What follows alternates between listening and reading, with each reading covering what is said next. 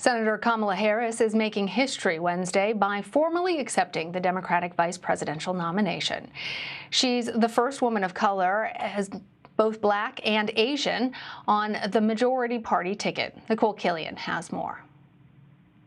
I'm so proud to stand with you, and I do so mindful of all the heroic and ambitious women before me. When Senator Kamala Harris was picked as Joe Biden's running mate, there was a collective scream. Hallelujah! And for many women of color, a sense of pride. The few number of people that have actually served as vice president, every last one of them has been a white male.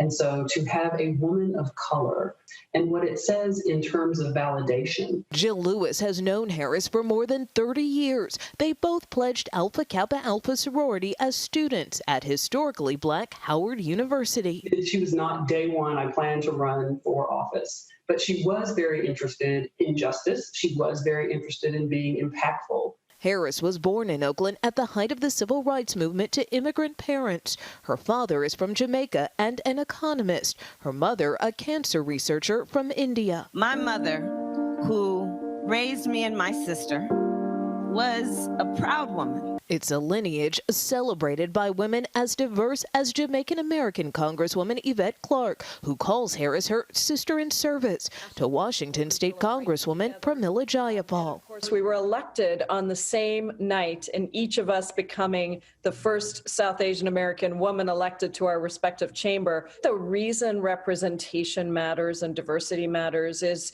because it actually affects policy and it affects the people who look at their futures and see different possibilities when they see us there. Like Dimple Ajmera, the first Indian American on the city council in Charlotte, North Carolina.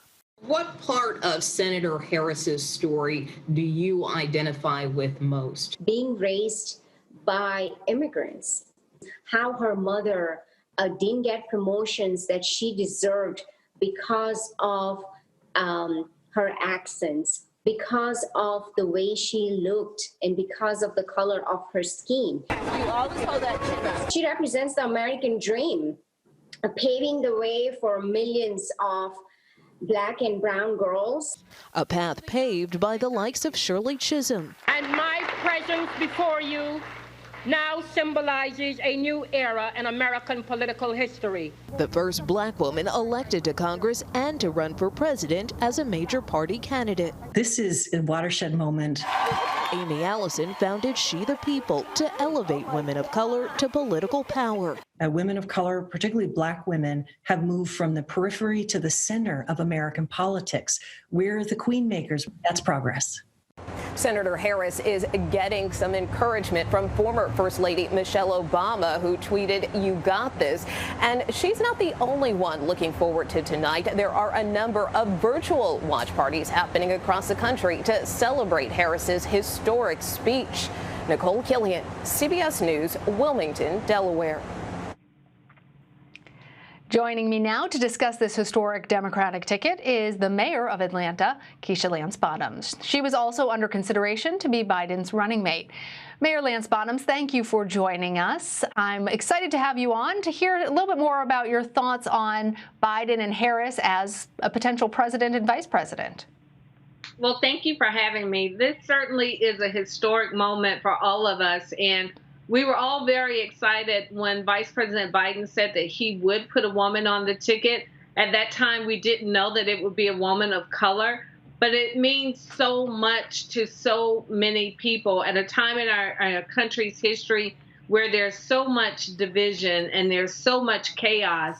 Vice President Biden is showing us all why he's our party's nominee. He's bringing us together in a way that reflects who we are as a country, and it's not just about the symbolism. This is a woman who is certainly qualified and capable of leading, and I'm very proud to see her there, and also very proud that my daughter will have an opportunity to witness her speak this evening.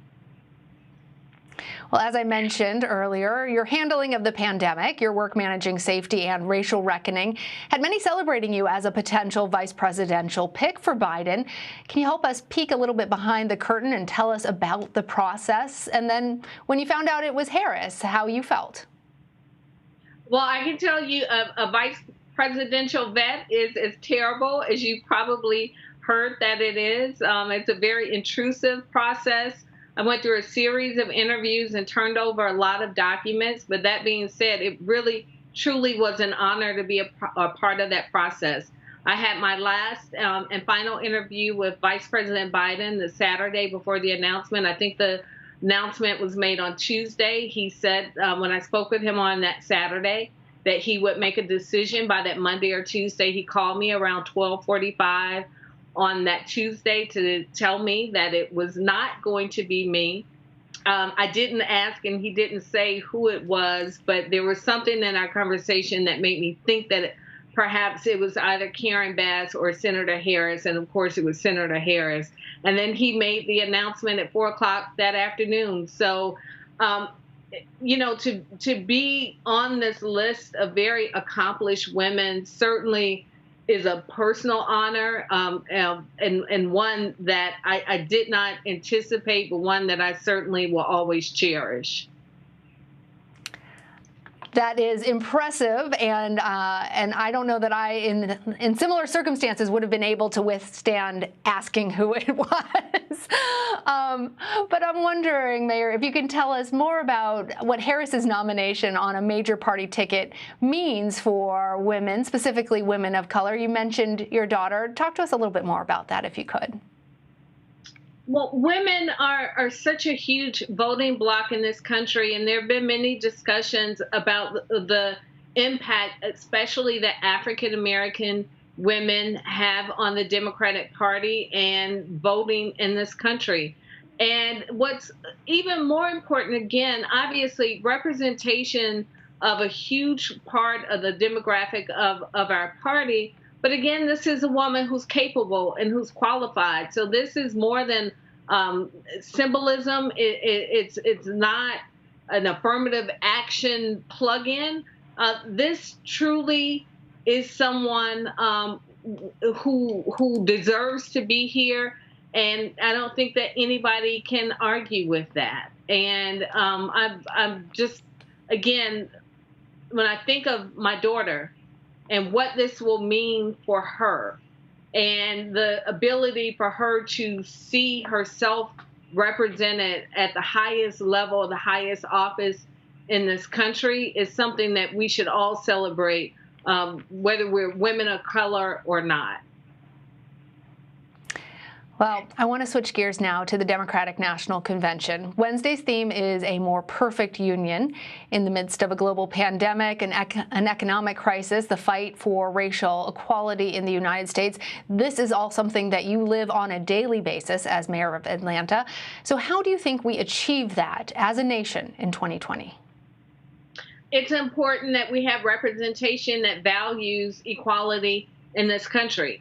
And when you look at the policies that Joe Biden put out and published throughout the course of the campaign, he speaks to so many of the issues that are facing us as a country. And he not only speaks it, but he's put it in his policies. And I know he's already working towards making sure that literally on day one, many of these policies can be implemented. This reckoning and this conversation that we're having in this country is one that we've not had in my lifetime. And so it is, I knew a year ago when I endorsed Joe Biden that it would be important to have him in the White House because of the way he values communities across this country. But I certainly didn't know a year ago that we would need him in the way that we need him now.